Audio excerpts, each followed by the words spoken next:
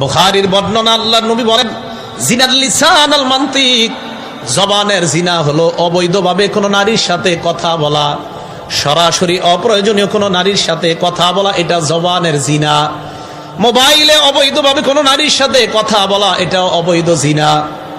মোবাইলে একজন নারীর সাথে আপনার পর্দা করা, যার সাথে ফরজ, এই নারীর সাথে অনর্থক কোনো কারণ ছাড়া মোবাইলে কথা বলা, এটা জিনা, এটা মুখের জিনা, জবানের জিনা।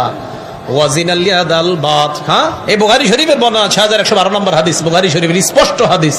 রাসূল আকরাম সাল্লাল্লাহু আলাইহি সাল্লাম বলেন, এইভাবে অনর্থক কথা বলা, যেই নারীর সাথে আপনার দেখা দেওয়া হারাম, তার সাথে সরাসরি অনর্থক কথা বলা, ফোনে অনর্থক কথা বলা, এটা জিনার অন্তর্ভুক্ত। তো রাসূল আকরাম সাল্লাল্লাহু আলাইহি সাল্লাম বলেন, শুধু এটাই না, ওয়ান নাফসু তাতামান্না ওয়া তাশতাহি, একজন নারীর সাথে আপনি ফোনে কথা বলার পর এই নারীকে নিয়ে আপনি কল্পনা করা শুরু করলেন, বালিশের মধ্যে মাথা লাগায় চিন্তা করতে লাগলেন, যার সাথে কথা বললাম না জানি সে দেখতে কেমন, এটা অন্তরের জিনা, এটা অন্তরের জিনা। হ্যাঁ, বুখারী শরীফের বর্ণনা। এখন সাহাবারা নবীর সাথে বায়াত হইতেছে, নবীজি বললেন, 1 নাম্বার শিরিক করবা না, 2 নাম্বার চুরি করবা না, 3 নাম্বার ওয়ালা তাজিনু, ব্যভিচার করবা না, 4 নাম্বার